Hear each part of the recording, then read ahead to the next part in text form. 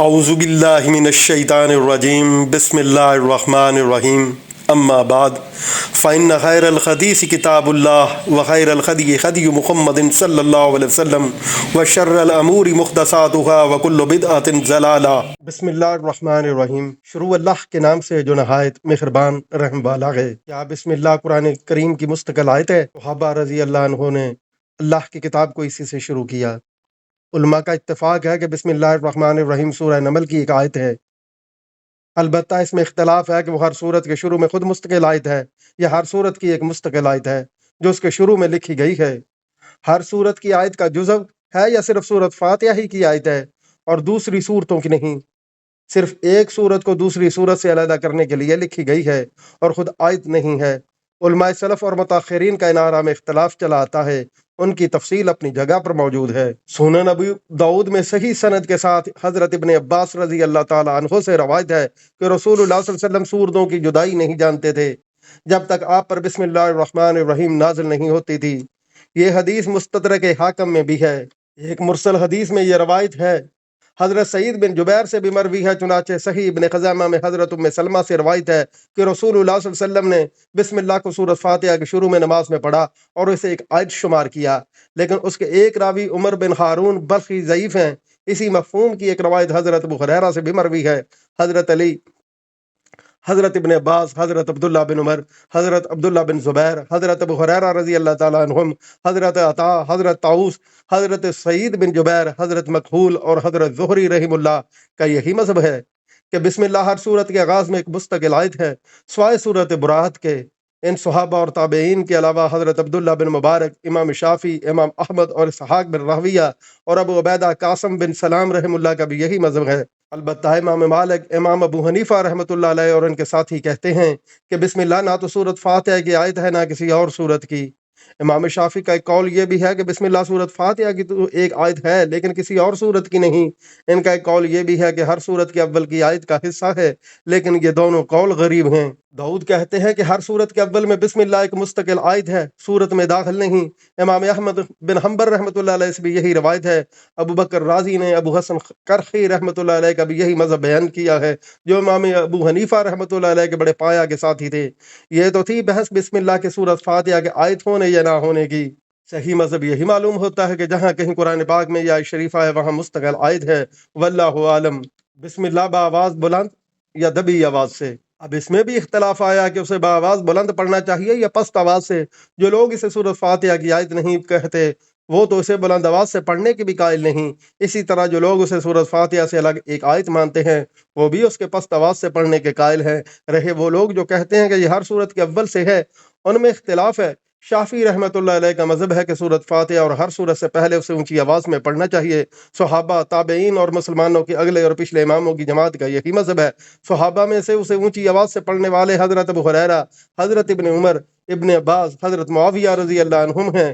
بہقی رحمۃ اللہ علیہ، ابن عبد البر نے حضرت عمر رضی اللہ تعالیٰ عنہ اور حضرت علی رضی اللہ عنہ سے بھی یہی روایت کیا ہے، اور امام خطیب بغدادی نے چاروں خلیفوں سے بھی روایت کیا ہے لیکن بسند غریب بیان کیا ہے۔ تابعین میں سے حضرت سعید بن جبیر، حضرت اکرمہ، حضرت ابو قلابہ، حضرت زہری، حضرت علی بن حسن، ان کے لڑکے محمد، سعید بن مسیب، عطا، طاؤس، مجاہد، سالم، محمد بن کعب کرزی، عبید، ابو بکر بن محمد بن عمرو بن حزم، ابو وائل، ابن سرین کے مولا زید بن اسلم، عمر بن عبدالعزیز، ارزق بن قیس، حبیب بن ابی ثابت، ابو شعثہ مکحول، عبداللہ بن معقل بن مقرن، اور بروایت بہقی عبداللہ بن صفوان، محمد بن حنفیہ، اور بروایت ابن عبد البر عمرو بن دینار رحم اللہ، سب کے سب ان نمازوں میں جن میں قرات اونچی آواز سے پڑھی جاتی ہے بسم اللہ الرحمن الرحیم بھی بلند آواز سے پڑھتے تھے۔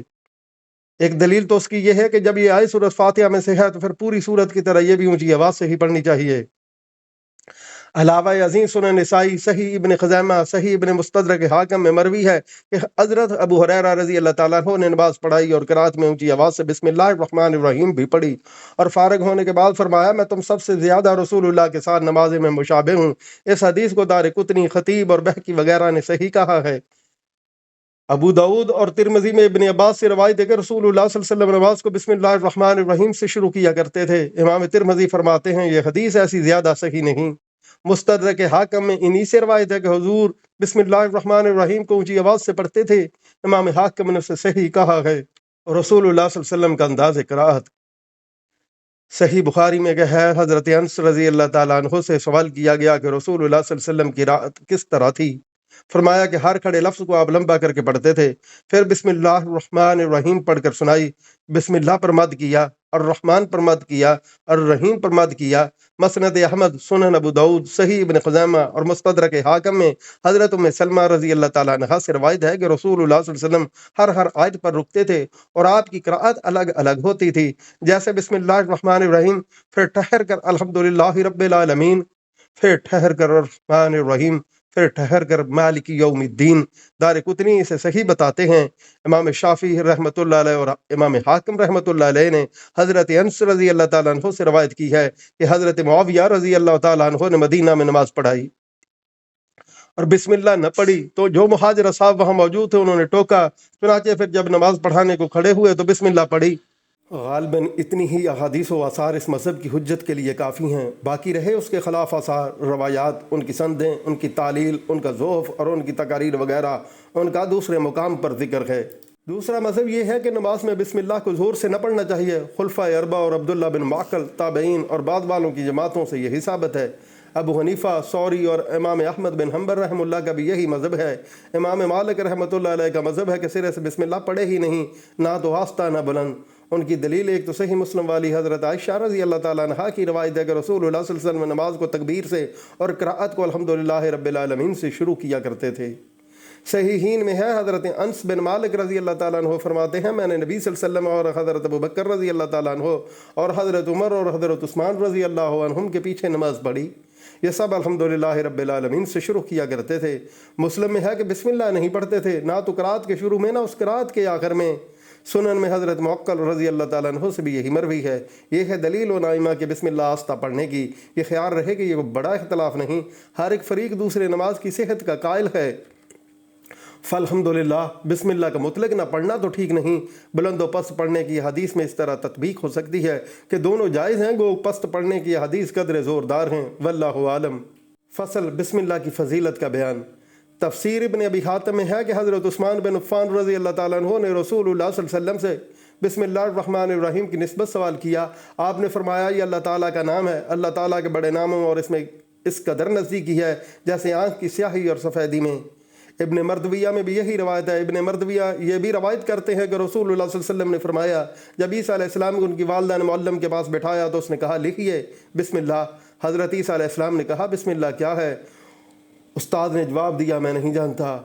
آپ علیہ السلام نے فرمایا بے سے مراد اللہ تعالیٰ کا بہا یعنی بلندی ہے، اور سین سے مراد اس کی ثنا یعنی نور اور روشنی ہے، اور میم سے مراد اس کی مملکت یعنی بادشاہی ہے۔ اور اللہ کہتے ہیں معبودوں کے معبود کو، اور رحمان کہتے ہیں دنیا و آخرت میں رحم کرنے والے کو، رحیم کہتے ہیں آخرت میں کرم و رحم کرنے والے کو۔ ابن جریر میں بھی یہی روایت ہے، لیکن سند کی روح سے یہ بے حد غریب ہے۔ ممکن ہے کسی صحابی وغیرہ سے مروی ہو، اور یہ بھی ممکن ہے کہ بنی اسرائیل کی روایتوں میں سے ہو، مرفوع حدیث نہ ہو، واللہ عالم۔ ابن مردویہ میں یہ منقول ہے کہ رسول اللہ صلی اللہ علیہ وسلم نے فرمایا مجھ پر ایک ایسی آیت اتری ہے جو کسی اور نبی پر سوائے حضرت سلیمان علیہ السلام کی نہیں اتری، وہ آیت بسم اللہ الرحمن الرحیم ہے۔ حضرت جابر رضی اللہ تعالیٰ عنہ فرماتے ہیں جب یہ آیت بسم اللہ الرحمن الرحیم اتری بادل مشرق کی طرف چھٹ گئے، ہوائیں ساگن ہو گئیں، سمندر ٹھہر گیا، جانوروں نے کان لگا لیے، شیاطین پر آسمان سے شعلے گرے، اور پروردگار عالم نے اپنی عزت و جلال کی قسم کھا کر فرمایا کہ جس چیز پر میرا یہ نام لیا جائے گا اس میں ضرور برکت ہوگی۔ حضرت ابن مسعود رضی اللہ تعالیٰ عنہ فرماتے ہیں جہنم کے 19 دروگوں سے جو بچنا چاہے وہ بسم اللہ الرحمن الرحیم پڑھے، اس کے بھی 19 حروف ہیں، ہر فرشتے سے بچاؤ بن جائے گا۔ اسے ابن عطیہ نے بیان کیا ہے۔ اس کی تائید ایک اور حدیث میں بھی ہے جس میں آپ نے فرمایا میں نے 30 سے اوپر فرشتوں کو دیکھا کہ وہ جلدی کر رہے تھے۔ یہ حضور صلی اللہ علیہ وسلم نے اس وقت فرمایا تھا جب ایک شخص نے ربنا ولک الحمد حمدا کثیرا طیبا مبارکا فیہ پڑھا تھا۔ اس میں بھی 30 سے اوپر حروف ہیں، اتنے ہی فرشتے اترے۔ اسی طرح بسم اللہ میں بھی 19 حروف ہیں، اور وہاں فرشتوں کی تعداد بھی 19 ہے، وغیرہ وغیرہ۔ مسند احمد میں ہے حضرت صلی اللہ علیہ وسلم کی سواری پر آپ کے پیچھے جو صحابی سوار تھے ان کا بیان ہے کہ حضور صلی اللہ علیہ وسلم کی اونٹنی ذرا پھسلی تو میں نے کہا شیطان کا ستیاناس ہو۔ آپ نے فرمایا یہ نہ کہو، اس سے شیطان پھولتا ہے اور خیال کرتا ہے گویا اس نے اپنی قوت سے گرایا۔ ہاں بسم اللہ کہنے سے وہ مکھی کی طرح ذلیل و پست ہو جاتا ہے۔ نسائی نے اپنی کتاب عمل الیوم واللیلہ میں اور ابن مردویہ نے اپنی تفسیر میں بھی اسے نقل کیا ہے۔ اور صحابی کا نام اسامہ بن عمیر بتایا ہے۔ اس میں یہ لکھا ہے کہ بسم اللہ کہہ کر بسم اللہ کی برکت سے شیطان ذلیل ہوگا، اسی لیے ہر کام اور ہر بات کے شروع میں بسم اللہ کہہ لینا مستحب ہے۔ خطبہ کے شروع میں بھی بسم اللہ کہنی چاہیے۔ حدیث میں ہے کہ جس کا کام کو بسم اللہ الرحمن الرحیم سے شروع نہ کیا جائے وہ بے برکتہ ہوتا ہے۔ پخانہ میں جانے کے وقت بسم اللہ پڑھ لے۔ حدیث میں یہ بھی ہے کہ وضو کے وقت بھی پڑھ لے۔ مسند احمد اور سنن میں ابو ہریرہ، سعید بن زید اور ابو سعید رضی اللہ عنہم سے مروی ہے کہ رسول اللہ صلی اللہ علیہ وسلم نے فرمایا جو شخص وضو میں اللہ کا نام نہ لے اس کا وضو نہیں ہوتا۔ یہ حدیث حسن ہے۔ بعض علماء تو وضو کے وقت آغاز میں بسم اللہ الرحمن الرحیم پڑھنا واجب بتلاتے ہیں، بعض مطلق وجوب کے قائل ہیں۔ جانور کو ذبح کرتے وقت بھی اس کا پڑھنا مستحب ہے۔ امام شافعی اور ایک جماعت کا یہی خیال ہے۔ بعضوں نے یاد آنے کا وقت اور بعضوں نے مطلق اسے واجب کہا ہے۔ اس کا تفصیلی بیان ان قریب آئے گا انشاءاللہ تعالی۔ امام راضی نے اپنی تفسیر میں اس آیت کی فضیلت میں بہت سی حدیث نقل کی ہیں۔ ایک میں ہے کہ جب تو اپنی بیوی کے پاس جائے اور بسم اللہ پڑھ لے اور خدا کوئی اولاد بخشے تو اس کے اپنے اور اس کی اولاد کی سانسوں کے گنتی کے برابر تیرے نامہ اعمال میں نیکیاں لکھی جائیں گی۔ لیکن یہ روایت بالکل بے اصل ہے، میں نے تو یہ کہیں معتبر کتاب میں نہیں پائی۔ کھاتے وقت بھی بسم اللہ پڑھنی مستحب ہے۔ صحیح مسلم میں ہے کہ رسول اللہ صلی اللہ علیہ وسلم نے حضرت عمر بن ابو سلمہ رضی اللہ تعالیٰ عنہ سے فرمایا جو آپ کی پرورش میں حضرت ام سلمہ رضی اللہ عنہ کے اگلے سے خامد سے تھے کہ بسم اللہ کہو اور اپنے دائیں ہاتھ سے کھایا کرو اور اپنے سامنے سے نوالا اٹھایا کرو۔ بعض علماء اس وقت بھی بسم اللہ کا کہنا واجب بتلاتے ہیں۔ بیوی سے ملنے کے وقت بھی بسم اللہ پڑھنی چاہیے۔ صحیحین میں حضرت ابن عباس رضی اللہ تعالیٰ عنہ سے مروی ہے کہ رسول اللہ صلی اللہ علیہ وسلم نے فرمایا جب تم میں سے کوئی اپنی بیوی سے ملنے کا ارادہ کرے تو یہ پڑھے بسم اللہ اللہم جنبنا الشیطان و جنب الشیطان ما رزقتنا، یعنی یا خدا ہمیں اور جو ہمیں تو دے اسے شیطان سے بچا۔ فرماتے ہیں اگر اس جماعت سے حمل ٹھہر جائے تو اس بچے کو شیطان کبھی نقصان نہ پہنچا سکے گا۔ یہاں سے یہ بھی معلوم ہوا کہ بسم اللہ کی بے کا تعلق کس سے ہے۔ نحویوں کے اس میں دو قول ہیں اور دونوں ہی تقریباً ہم خیال ہیں، بعض اسم کہتے ہیں اور بعض فعل۔ ہر ایک کی دلیل قرآن سے ملتی ہے۔ جو لوگ اسم کے ساتھ متعلق بتاتے ہیں وہ تو کہتے ہیں کہ بسم اللہ ابتدائی یعنی اللہ کے نام سے میری ابتدا ہے۔ قرآن میں ہے ارکبوا فیہا بسم اللہ مجریہا و مرساہا، اس میں اسم یعنی مصدر ظاہر کر دیا گیا ہے۔ اور جو لوگ فعل مقدر بتاتے ہیں چاہے وہ امر ہو یا خبر، جیسے کہ ابدأ بسم اللہ اور ابتدأت بسم اللہ، ان کی دلیل آیت اقرأ بسمی دراصل دونوں ہی صحیح ہیں، اس لیے کہ فعل کے لیے بھی مصدر کا ہونا ضروری ہے۔ تو اختیار ہے کہ فعل کو مقدر مانا جائے اور اس کے مصدر کے مطابق اس فعل کے جس کا نام پہلے لیا گیا ہے، کھڑا ہونا ہو، بیٹھنا ہو، کھانا ہو، پینا ہو، قرآن کا پڑھنا ہو، وضو اور نماز وغیرہ ہو، ان سب کے شروع میں برکت حاصل کرنے کے لیے، امداد چاہنے کے لیے اور قبولیت کے لیے اللہ تعالیٰ کا نام لینا مشروع ہے۔ واللہ عالم۔ ابن جریر اور ابن ابی حاتم میں روایت ہے حضرت ابن عباس رضی اللہ تعالیٰ عنہ فرماتے ہیں کہ جب سب سے پہلے جبرائیل علیہ السلام محمد صلی اللہ علیہ وسلم پر وحی لے کر آئے تو فرمایا ہے محمد کہیے استعیذ باللہ السمیع العلیم من الشیطان الرجیم، پھر کہا کہیے بسم اللہ الرحمن الرحیم۔ اٹھنا بیٹھنا پڑھنا سب اللہ کے نام سے شروع ہو۔ بے معنی بحث، اسم یعنی نام ہی مسمى یعنی نام والا ہے یا کچھ اور؟ اس میں اہل علم کے تین قول ہیں۔ ایک تو یہ کہ اسم ہی مسمى ہے، ابو عبیدہ کا اور سویہ کا بھی یہی قول ہے، باقلانی اور ابن نورک کی رائے بھی یہی ہے۔ ابن خطیب رازی اپنی تفسیر کے مقدمات میں لکھتے ہیں حشویہ اور کرامیہ اور اشعریہ تو کہتے ہیں اس میں نفس مسمى ہے اور نفسی تسمیہ کا غیر ہے، اور معتزلہ کہتے ہیں کہ اس مسمى کا غیر ہے اور نفس تسمیہ ہے۔ ہمارے نزدیک اس مسمى کا بھی غیر ہے اور تسمیہ کا بھی۔ ہم کہتے ہیں اگر اسم سے مراد لفظ ہے جو آوازوں کے ٹکڑوں اور حروف کا مجموعہ ہے تو اس سے بداہت ثابت ہے کہ یہ مسمى کا غیر ہے، اور اگر اسم سے مراد ذات مسمى ہے تو یہ وضاحت کو ظاہر کرتا ہے جو محض بیکار ہے۔ ثابت ہوا کہ اس بیکار بحث میں پڑھنا ہی فضول ہے۔ اس کے بعد جو لوگ اسم اور مسمى کے فرق پر اپنے دلائل لائے ہیں ان کا کہنا ہے کہ محض اسم مسمى ہوتا ہے، مسمى ہوتا ہی نہیں، جیسے معدوم کا لفظ۔ کبھی ایک مسمى کے کئی اسم ہوتے ہیں جیسے مشترک۔ اس سے معلوم ہوتا ہے کہ اسم اور چیز ہے اور مسمى اور چیز، یعنی نام الگ ہے اور نام والا الگ ہے۔ اور دلیل سنیے، کہتے ہیں اسم تو لفظ ہے اور دوسرا عرض ہے، مسمى کبھی ممکن یا واجب ذات ہوتی ہے۔ اور سنیے اگر اسم ہی کو مسمى مانا جائے تو چاہیے کہ آگ کا نام لیتے ہی حرارت محسوس ہو اور برف کا نام لیتے ہی ٹھنڈک، جبکہ کوئی عقل مند اس کی تصدیق نہیں کرتا۔ اور دلیل سنیے، اللہ تعالیٰ کا فرمان ہے کہ اللہ کے بہت سے بہترین نام ہیں، تم ان ناموں سے اسے پکارو۔ حدیث شریف میں ہے کہ اللہ تعالیٰ کے 99 نام ہیں، تو خیال کیجئے کہ نام کس قدر بکثرت ہے، حالانکہ مسمى ایک ہی ہے اور وہ اللہ تعالیٰ وحدہ لا شریک لہ ہے۔ اسی طرح اسما کو اللہ کی طرف اس آیت میں مضاف کرنا اور جگہ فرمانا فسبح باسم ربک العظیم وغیرہ، یہ اضافت بھی اسی کا تقاضا کرتی ہے کہ اسم اور ہو اور مسمى اور، کیونکہ اضافت کا مقتضا مغایرت ہے۔ اسی طرح یہ وَلِلَّهِ الْأَسْمَاءُ الْحُسْنَى فَادْعُوهُ بِهَا وَذِلَّهُ الْأَسْمَاءُ الْحُسْنَى، یعنی اللہ تعالیٰ کو اس کے ناموں کے ساتھ پکارو۔ یہ بھی اس امر کی دلیل ہے کہ نام اور ہے اور نام والا اور۔ اب ان کے دلائل بھی سنیے جو اسم اور مسمى کو ایک ہی بتاتے ہیں۔ اللہ تعالیٰ کا فرمان ہے تبارک اسم ربک ذو الجلال والاکرام، والے تیرے رب کا ببرکت نام ہے۔ تو نام برکتوں والا فرمایا، حالانکہ خود اللہ تعالیٰ برکتوں والا ہے۔ اس کا آسان جواب یہ ہے کہ اس مقدس ذات کی وجہ سے اس کا نام بھی عظمتوں والا ہے۔ ان کی دوسری دلیل یہ ہے کہ جب کوئی شخص کہے کہ زینت پر طلاق ہے تو طلاق اس کی بیوی جس کا نام زینت ہے ہو جاتی ہے۔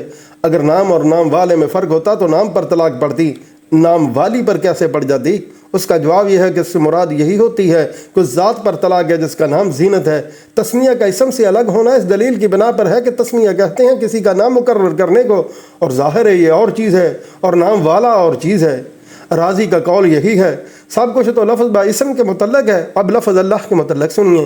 اللہ خاص نام ہے رب تبارک و تعالیٰ کا۔ کہا جاتا ہے کہ اسم اعظم یہی ہے، اس لیے کہ تمام عمدہ صفتوں کے ساتھ ہی موصوف ہوتا ہے، جیسا کہ قرآن پاک میں ہے هو اللہ الذی، یعنی وہی اللہ ہے جس کے سوا کوئی معبود نہیں، جو ظاہر و باطن کا جاننے والا ہے، جو رحم کرنے والا مہربان ہے۔ وہی اللہ جس کے سوا کوئی عبادت کے لائق نہیں، جو بادشاہ ہے، پاک ہے، سلامتی والا ہے، امن دینے والا ہے، محافظ ہے، غلبہ والا ہے، زبردست ہے، بڑائی والا ہے، وہ ہر شرک سے اور شرک کی چیز سے پاک ہے۔ وہی اللہ پیدا کرنے والا، مادہ کو بنانے والا، صورت بخشنے والا، اس کے لیے بہترین پاکیزہ نام ہیں۔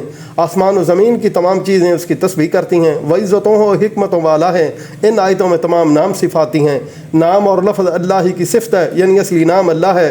دوسری جگہ فرمایا کہ اللہ ہی کے لیے ہے پاکیزہ اور عمدہ نام۔ اللہ نے اپنے تمام صفاتی نام خود تجویز فرمائے ہیں، بس تم اس کو انہی ناموں سے پکارو، اور فرماتا ہے اللہ کو پکارو یا رحمان کو پکارو، جس نام سے پکارو اسی کے پیارے پیارے اور اچھے اچھے نام ہیں۔ بخاری و مسلم میں حضرت ابو ہریرہ رضی اللہ تعالیٰ عنہ سے روایت ہے کہ رسول اللہ صلی اللہ علیہ وسلم نے فرمایا اللہ تعالیٰ کے 99 نام ہیں، ایک کم 100 جو انہیں یاد کر لے جنتی ہے۔